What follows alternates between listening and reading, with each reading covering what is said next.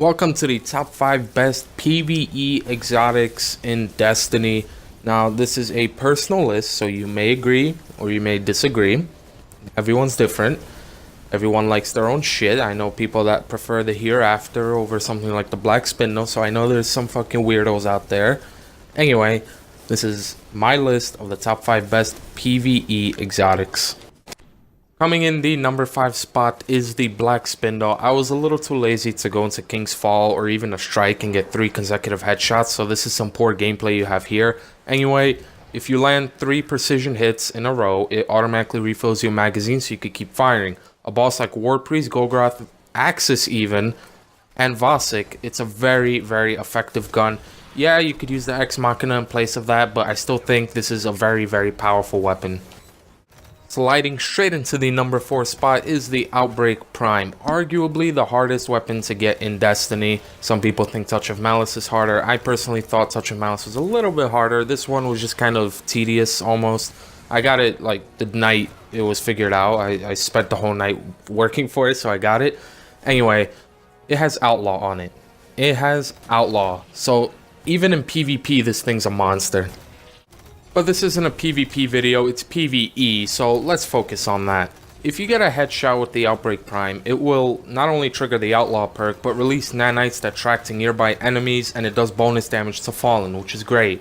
Also, if you're constantly shooting a target, like right here I'm shooting the Perfected Dreg, it'll still release the nanite swarm, and it'll attack the boss, and again, if it's Fallen, it'll do bonus damage, so it's good in Wrath of the Machine.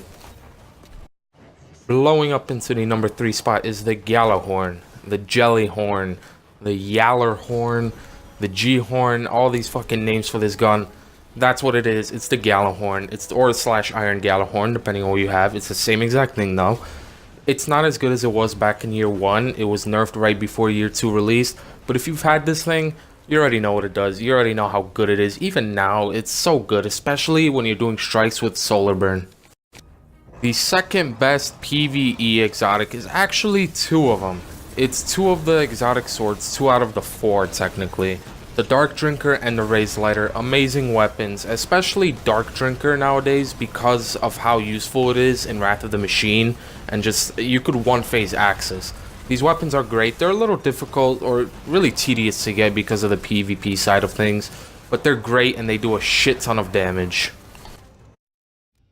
Before we get into the number 1 spot, quick honorable mention to the Touch of Malice, which could have been in the number 1 spot if it wasn't for its nerf. If you didn't know, back then, back during year 2 in the prime of King's Fall, you were able to pop a Blessing of Light and use the Touch of Malice and basically never run out of ammo and just keep shooting and do a fuck ton of damage.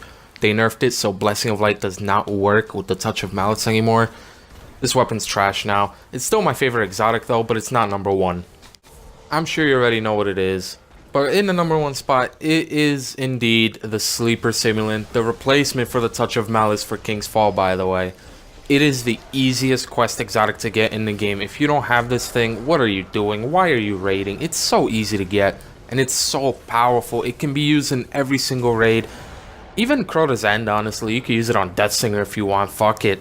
You know, it's such a good exotic. It is the best. So that was my list of the top 5 best player versus environment exotic weapons. I will have a top 5 best exotics for PvP coming soon.